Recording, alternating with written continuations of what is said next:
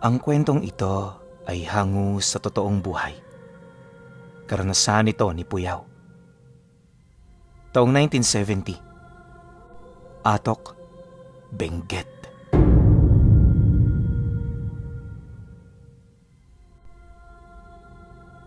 Isinilang sa mga kabundukan ng Atok sa Benguet itong si Puyaw.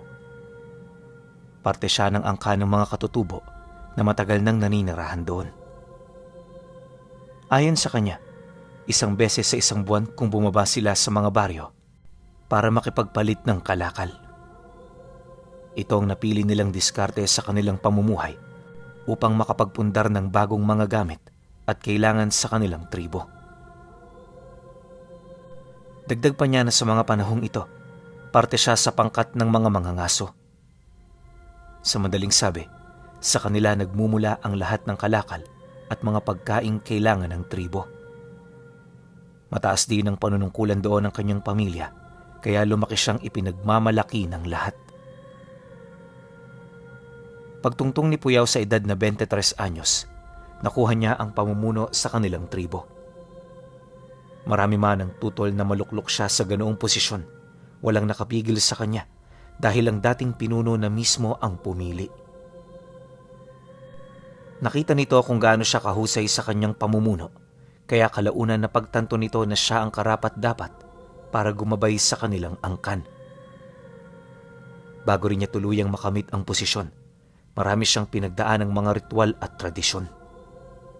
Kailangan niya itong pagdaanan upang gabayan siya ng mga ninuno nila na patuloy na gumagabay sa kanilang tribo.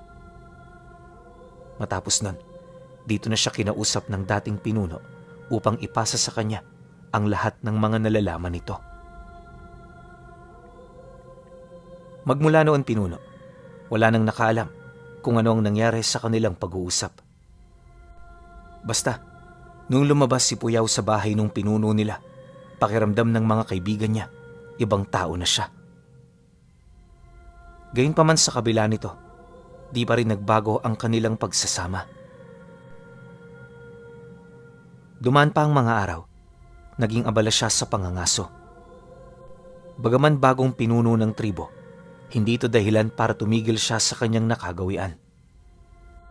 At habang wala rin siya sa kanila, may iniiwan siyang tagapamahala upang pumalit sa kanyang pwesto pansamantala. Ito ang nag-ayos ng lahat ng mga gawaing naiiwan niya nang sa gayoy wala siyang tatrabahuhin pagsapit ng araw ng pahinga. Medyo abala rin kasi sila noon, lalo pat ilang linggo na lang, papasapit na ang Semana Santa. Kung hindi nyo kasi naitatanong pinuno, bukod sa pangangaso at pagpalit ng kalakal, meron pa silang ibang bagay na pinagkakakitaan. At ito ay walang iba, kundi ang pamamalimos ng mga kargang nakukuha nila sa bundok. Hindi man kasi sa pagmamayabang pero marami sa mga kasamahan niya ang maituturing ng mga antingero buhat sa kaalaman nito pagdating sa lihim na karunungan. Alam din niyang nagtataglay ito ng mga mutya, kaya hindi na nakakabahala para sa kanya ang pamamalimos ng gamit. Dagdag pa niya na matagal na nila itong ginagawa, kaya marami na silang mga parokyano tuwing sumasapit ang ganoong panahon. Sa loob ng halos ilang araw nilang pangangaso at paghahanap ng mga karga, marami silang nakitang mga buhay na agimat. Isipin ninyo, yung mga bundok na pinupuntahan nila, napakalalayo sa mga baryo, pero bakit may mga barya sila roong nakikita? 3 barya ata yun pinuno, at lahat yun natagpuan nilang nakaharap ang muka. Napakaswerte ng ganoong agimat sa mga sugal, kaya nung makuha ito ng mga kasamahan niya, dali-dali nila itong binalot ng telang itim. Maliban din sa mga barya, nakakalap din sila ng mga medalyon, piraso ng bakal na may buhok, tapos mga piraso ng boteng napakakikinis at walang taling.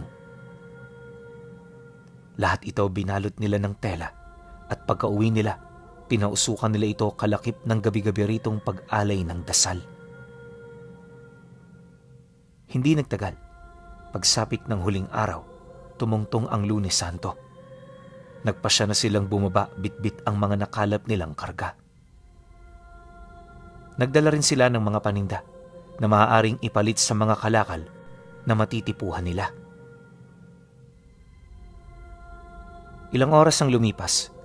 Pagdating nila sa mismong baryo, agad naman niyang inutusan ng 7 niyang mga ngaso na maghanap na ng mga antingerong maglilimos sa kanilang mga gamit.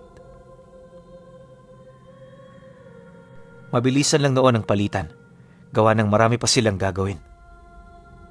Di nagtagal, paisa-isa lang nagsidatingan ng mga ito, bitbit ang mga bagay na kanilang ipapalit. Yung iba, perang ibinigay sa kanila, habang yung iba naman mga gamit kagaya ng damit, tsinelas at iba pa. Noong una wala naman silang naranasang hindi kaaya-aya, pero kahit ganon, nakaalerto pa rin sila. Kung meron kasing matitinong antingero, may mga magugulang din sa mga ito. Yun bang gustong manlimos ng walang ibinibigay na kapalit? Galit sa mga ganoong tao si Puyaw, kaya napakahigpit niya pagdating sa pagbabantay ng kanyang mga paninda. Pakiramdam niya kasi na kapag naiisahan siya ng mga ito, parang niyuyurakan din ito ang kanilang paninindigan. Ayaw niya itong mangyari, lalo pat itinuturing niya itong kahinaan sa mga katulad nilang may alam sa lihim na karunungan. Sa pagpapatuloy ng kanilang paglilimos ng gamit, dito na nga nagsidagsaan ang mga antingerong nagmula pa sa iba't ibang baryo.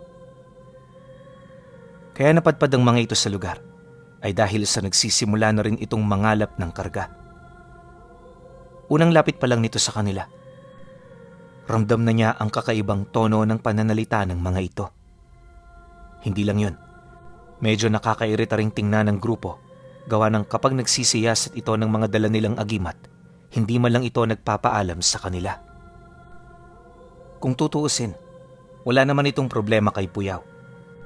Nauunawaan naman niya ang mga akto nito. Ngunit ang hindi lang niya noon mapatawad ay yung marinig niyang magsalita ang isa sa mga ito.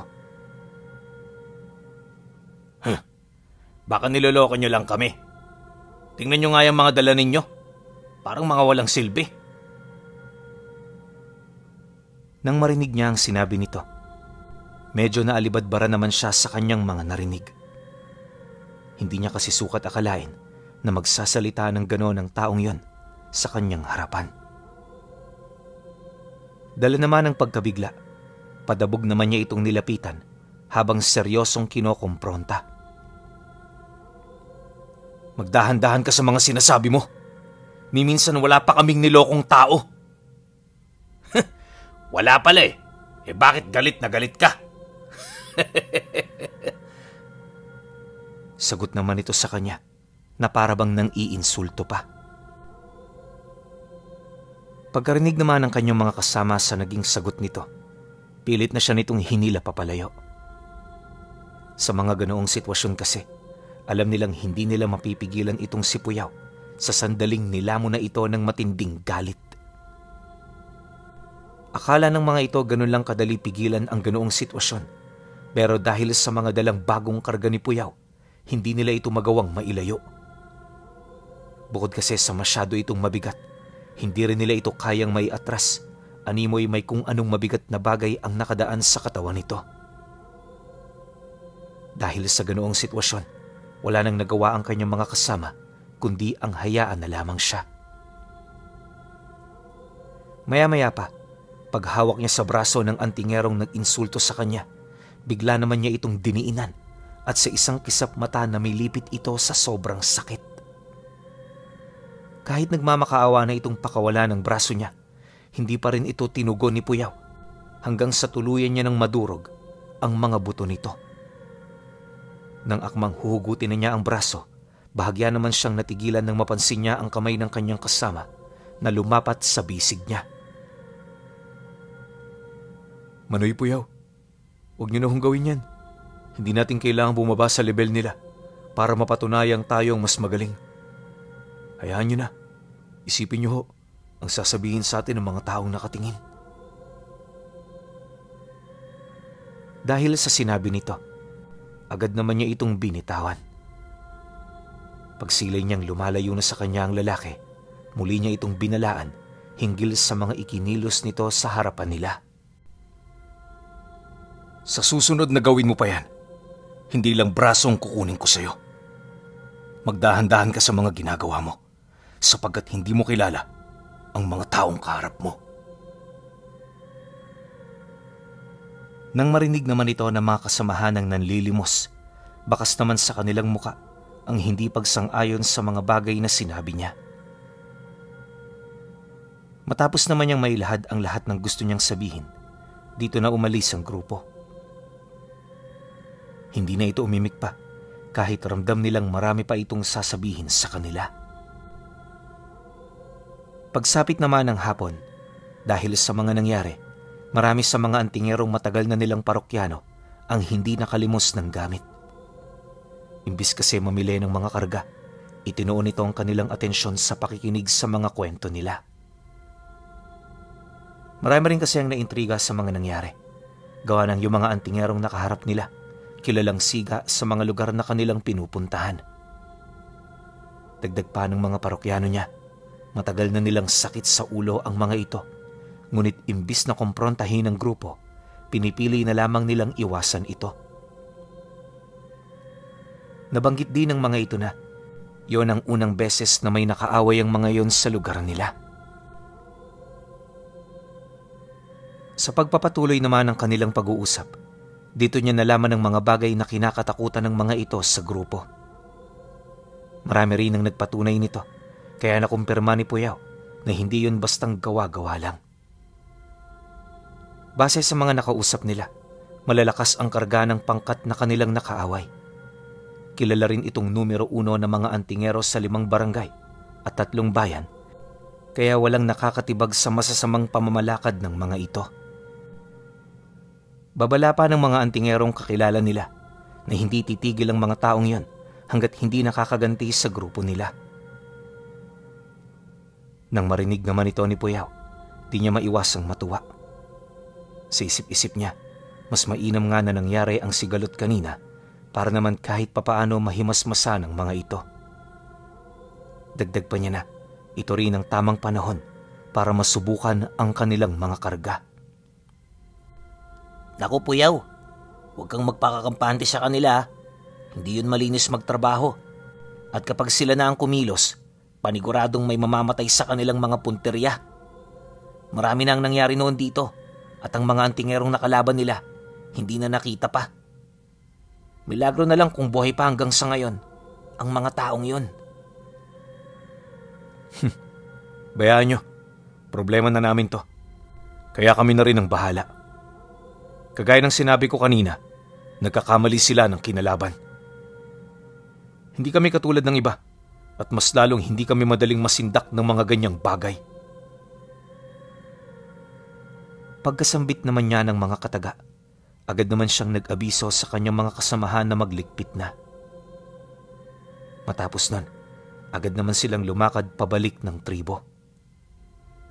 Bale, 4 na linggo silang mawawala sa baryo, kaya nang makalayo na sila rito, ang trabaho sa mga susunod na araw ang kanilang pinagtuunan ng pansin. Bagaman papasapit na ang Semana Santa, aminado itong si Puyaw na hindi sila gaanong nag-aalala. Tapos na kasi ang pangangalap nila at lahat ng mga kagrupo niya nakamit na ang pinakamataas na antas ng karunungang pwede nilang matangan. Dagdag pa niya na bawat isa sa mga ngaso na kanyang isinasama kayang lumipol ng mga baryo ng aswang. Subalit sa kabila nito, hindi nila yun ginagawa. Sa paglipas kasi ng panahon, natutunan nilang pasunurin ng mga aswang at iba pang mga nilalang na nasa panig ng kadiliman.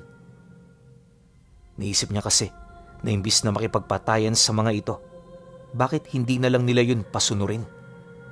Di hamak na mas mainam na magkaroon ng maraming kaibigan kumpara sa maraming kaaway. Pagtatapat pa niya na, magmula noong naluklok siya, halos ang kabuuang lahi ng mga aswang sa lugar nila naging tagasunod ng kanilang tribo. Bawat isa sa mga ito nakatira sa mga kabundukan, kaya hindi ito gaanong alam ng mga tao sa baryo. Kabilang ang mga ito sa pangunahing depensa ng tribo nila kung sakali mang may umusbong na digmaan sa mga karatig lugar. Bagay na hindi alam ng mga nakaalita nila. 3 araw pa ang lumipas. Nakiusap ang nanay niya sa kanya na bumaba ng baryo para mamili ng mga kailangan nila. Malapit na kasi noong sumapit ang kaarawan ng inay nila at nataong nakalimutan nito nung huling baba nila yung mga sangkap na importante sa mga lulutuin.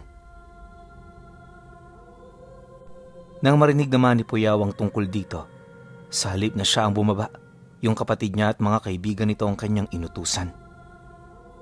Masyado kasi siya noong maraming gawain sa tribo, kaya hindi niya ito basta-bastang maiiwan. Nang marinig naman ito ng kapatid niya, hindi naman ito nagdalawang isip na sumunod sa nais niya. Bago ito umalis sa kanila, kabilin-bilin na niyang umuwi yun bago sumapit ang 5:00 ng hapon. Dagdag pa niya na huwag itong lalayo sa kanyang mga kasama at gawin lang nila sa baryo ang mga iniutos sa kanila. Matapos naman itong marinig ng kanyang kapatid, napangiti lang naman ito habang nagmamadaling lumalabas ng bahay. "Huwag niyo na akong alalahanin, kuya. Ang tanda-tanda ko na eh. Tsaka, kasama ko naman sila among. Uwi kami bago sumapit ang 3:00. Pagkasambit naman ito ng mga katagang yan, dali-dali naman itong binagtas ang daan. Maya-maya pa, nang makalayo na ito sa kanila, agad naman siyang bumalik sa kanyang mga ginagawa. Ayon sa kanya, na noong mga sandaling yon, wala siyang iniisip na masama. Literal na panatag ang kanyang isipan dahil inakala niyang nakalimutan na nung mga nakaaway nila ang tungkol sa sigalot na nangyari. Subalit lingid sa kanyang kaalaman, naghihintay lang pala ng pagkakataon ng mga ito para kumilos. Hindi silang direktang inatake ng grupo dahil ang inuna nito ang pinakamahina sa kanilang miyembro. Walang kaide-ideya noon si Puyaw na habang sila'y panatag na namumuhay sa tribo, may mga tao na palang nagmamasid sa lahat ng kanilang ginagawa. Ang mga ito ang umalam ng kanilang pagkatao at sa kung sino-sino ang mga taong malalapit sa kanila. Dahil sa pangyayaring yon, nagawa nitong matunugan ang pagbaba ng kanyang kapatid sa baryo. Ilang oras pa ang lumipas. Lumagpas na ang 3:00, hindi pa rin nakakabalik ang mga ito. Pagtungtong naman ng 5:00, dito na siya nagtanong sa kanyang ina kung bumalik na ba ang kapatid niya. Ngunit nang marinig nito ang kanyang sinabi, napailing lang ito sa kanya. Dagdag pa ng kanyang ina, inakala niyang kanina pang bumalik ang kapatid niya at nakalimutan lang nitong dalhin sa kanya ang mga rekado. Dahil sa mga naging sagot nito, dali-dali naman niyang tinipon ng mga kasamahan niyang mga ngaso. Kahit papalubog na ang araw, bumaba sila ng baryo para hanapin ang kanyang kapatid at ang mga kasamahan nito. Magbabandang 7:00 na sila nakarating sa lugar at yung mga tao roon, papasarado na ng kanilang mga bahay at halos wala ka nang makikitang mga tao sa daan. Nang mapansin naman ito ng grupo, nagdesisyon si Puyaw na puntahan ng parokyanong kaibigan niya. Ito ang una niyang nilapitan sa pagbabaka sakaling meron itong nalalaman. Pagdating naman nila sa bahay, bumungad sa kanya ang lalaki na nagtatapon ng basura di kalayuan sa kinaroroonan nila. Nang magpang-abot ang kanilang paningin, agad naman siya nitong nilapitan. Bakas sa mukha ang matinding pagtataka. "Oh, Puyaw, magandang gabi sa'yo. Ano naman ang sadya mo rito ng ganitong oras? May nangyari ba?" "Yung kapatid ko kasi, bumaba kanina sa baryo at hanggang ngayon hindi pa nakakauwi. Nag-aalala na ang mga magulang namin, kaya napilitan na rin akong bumaba.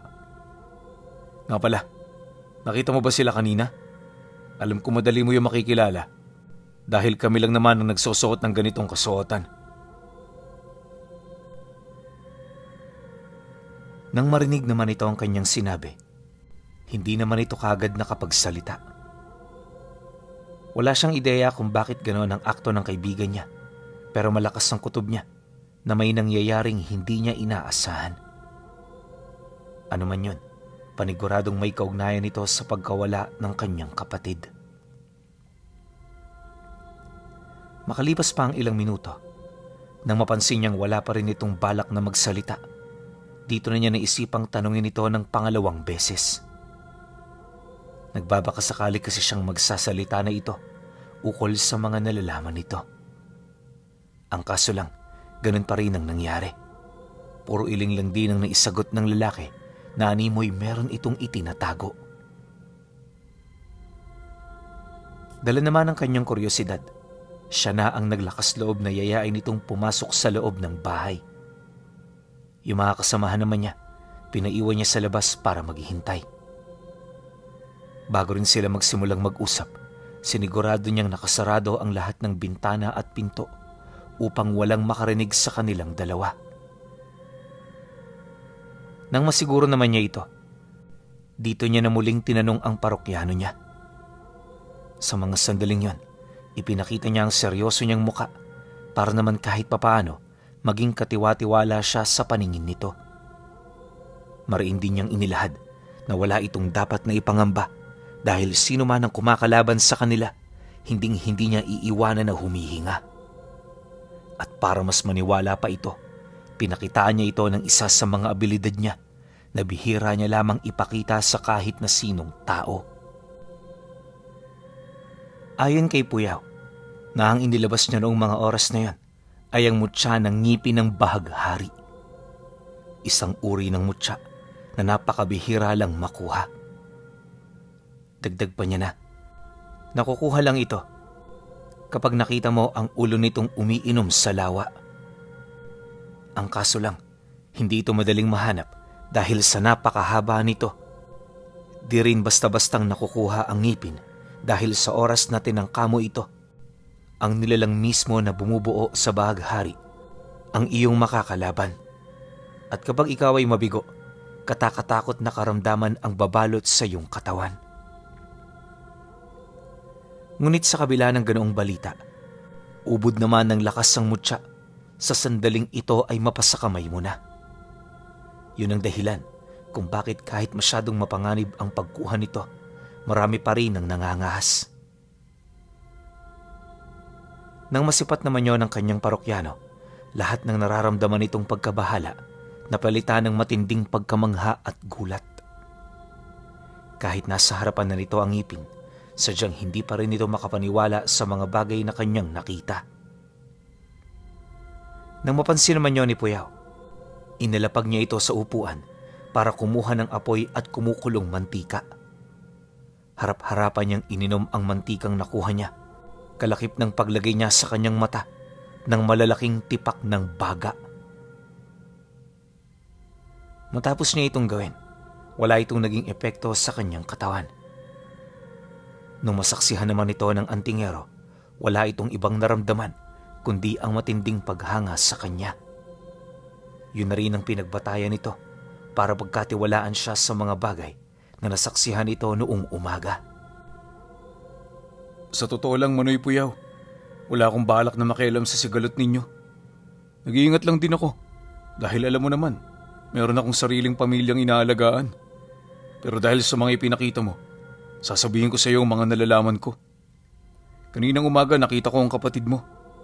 Nakabili pa yun ng mga pinapakuha ninyo rito. Pero nung alis na ito sa tindahan, nakita ko itong sinundan ng dalawang lalaking kagrupo nung nakaalitan ninyo bago magsimana Santa. Hindi ko nakita kung saan sila pumunta eh. Ngunit napansin kong parang may inilagay ang mga ito na damit ng mga batang katribo ninyo.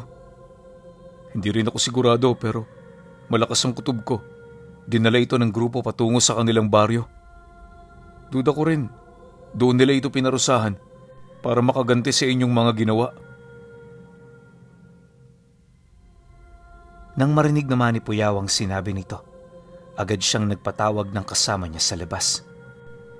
Pagpasok nito sa pinto, inabisuhan niya ito hinggil sa mga kinakailangan nitong gawin. Lumakad kayo sa mga baryong malapit dito. Tuntunin niyo ang presensya ng aking kapatid. At kapag nahanap niyo na siya, bumalik kayo sa akin. Magmadali lang kayo. Ayoko natatagalan sa paghihintay. Pagkarinig naman ito sa sinabi niya, agad naman yung umalis kasama ang lahat ng mga ngaso. Pagbalik ng katahimikan sa paligid, inabisuhan niya ang antingero na lumabas para magpahangin. Sa pagpapatuloy ng kanilang pag-uusap, naitanong nito sa kanya kung papaano hahanapin ng mga kasamahan niya ang kanyang kapatid. Gayong ang lugar kung saan naninirahan yung mga kagalit nila, milya-milya ang layo sa baryo. Huwag kang mag-alala. Maparaan ang mga kasama ko. Maya-maya niyan makikita mo. Alam na nila kung saan ang lugar na tinutukoy mo. Marami ka pang hindi nalalaman sa amin. Ganon din ang mga antingero na nangahas na kami ay kalabanin. Pagkasambit naman niya nito, halos 1 oras lang mahigit silang naghintay. Pagsapit ng 9:00 ng gabi, bumalik na ang grupo, bitbit ang mensahe ukol sa kanyang kapatid. Nang marinig naman niya ang abiso nito, hindi na siya nagtagal sa bahay nung kakilala niya. Pag-alis naman nila, laking gulat na lamang nito nang bigla silang maglaho na parang bula. Sa isang kisap mata, narating nila Puyaw ang lugar ng kanilang kalaban. Malayo pa sa pinaglitawan nila ang baluwarte nito pero mula roon amoy na niya ang presensya ng kanyang kapatid. Dala ng galit at pag-aalala, hindi na siya nagdalawang isip na salakayin ng lugar kung saan yun nakatira. Pagtungtong ng hating gabi, nagkaroon ng pagbubuno sa tirahan ng mga ito. Sorpresa ang ginawa nilang pag-atake, kaya nung sumiklab ang kaguluhan, lahat ng mga antingerong nagpapahinga, nagulat sa mga ingay na narinig nila. Dala rin ng pagtataka, hindi na sila nakapaghanda pa hanggang sa paisa-isa na silang mahuli ng mga kasamahan ni Puyaw. Nang magapos na yon ang mga kasamahan niya, pinahilera niya ito isa-isa sa labas ng bahay habang kinakausap. Kinalaga na rin noon ng kanyang mga kasama ang kanyang kapatid na kasalukuyan noong walang wisyo dahil sa tindi ng mga tinamong pinsala at bugbog. Mga walang iya talaga kayo no? Hindi kayo marunong makipaglaban sa mga kasing lakas ninyo. Bata lang ba ang kaya niyong saktan? Noong nagdaan, ang sisiga ninyo sa amin, pero wala naman pala kayong binatbat. Naglalakas-lakasan na wala naman palang kakayahan. Habang binabanggit niya ang mga katagang yan, walang habas niyang pinaghahagupit ito ng latigo na hinaram niya sa kanyang kasama.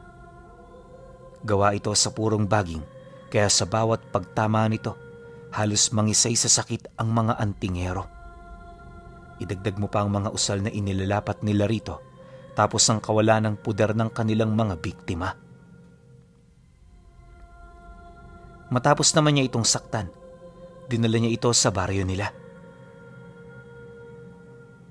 Pagsapit ng 2:00 ng madaling araw, tinipon niya ang lahat ng angkan na nasa ilalim ng kanyang katungkulan.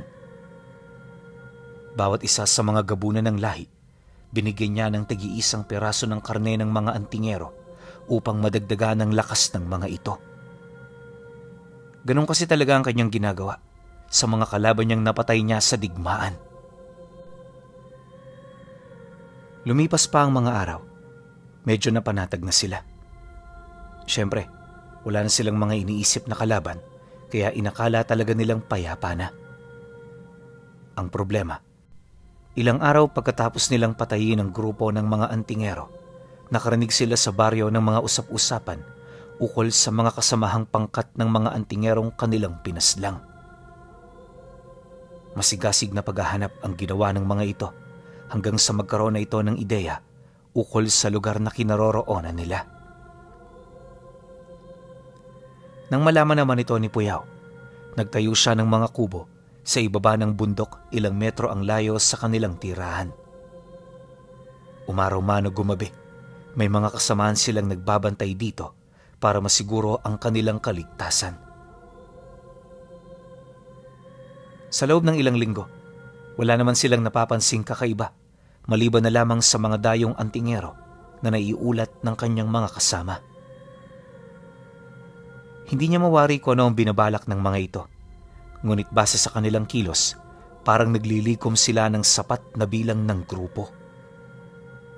Hindi nagtagal, kagaya ng kanyang inaasahan, nakabuo nga ng pangkat ang mga dayo. Nasa humigit 30 ang bilang ng mga ito, kaya sa pagsapit ng gabi, dito na ito naglakas loob na sumalakay. Inakala kasi nilang hindi ito alam ni Puyaw, kaya binalak nilang sumugod ng hating gabi. Ngunit lingid sa kanilang kaalaman, nakahanda na pala ang lahat ng bitag para sa kanilang lahat. Pagpasok ng mga antingerong yun sa gubat, dito niya na pinakilos ang lahat ng angka ng mga aswang na ilang araw na niyang ipinatawag. Ito ang magsisilbing unang depensa ng tribo upang hindi basta-bastang makadiretso ang mga ito. At dahil sa presensya ng mga aswang sa lugar, hirap namang umusad ang grupo ng mga antingero. 4 na gabi rin itong nakipagpatayan sa mga nilalang hanggang sa nabawasan ng malaki ang kanilang bilang. Ngunit kahit nasa harap na ng matinding panganib, hindi pa rin umatras ang mga ito hanggang sa tuluyan na silang pagpistahan ng mga nilalang. Nung mabalitaan naman niyang patay na ang mga antingerong yon, hindi niya na ito gaanong pinagtuunan ng pansin. Tama lang ang mga nangyari sa kanila. Sana magsilbi itong leksyon para sa iba. Magmula noong nawala sa gubat ang mga antingerong sumalakay, siya ang tinurong salari ng mga taong nakakaalam sa mga nangyari. Malalakas magsalita ang mga ito kapag wala siya, pero kapag kaharap na siya nito, hindi ito makapagsalita. Ni isa sa mga antingerong nakatira noon sa baryo, walang kakayahang uminsulto sa kanya. Alam kasi nila kung ano ang mangyayari sa oras na nagalit ito sa kanila. At dahil dito, umusbong ang kanyang pangalan sa lahat ng dako ng atok. At tinawag siya roon bilang si Puyaw, ang pinuno ng tribo na nire-respeto ng iba't ibang lahi ng mga gabunan.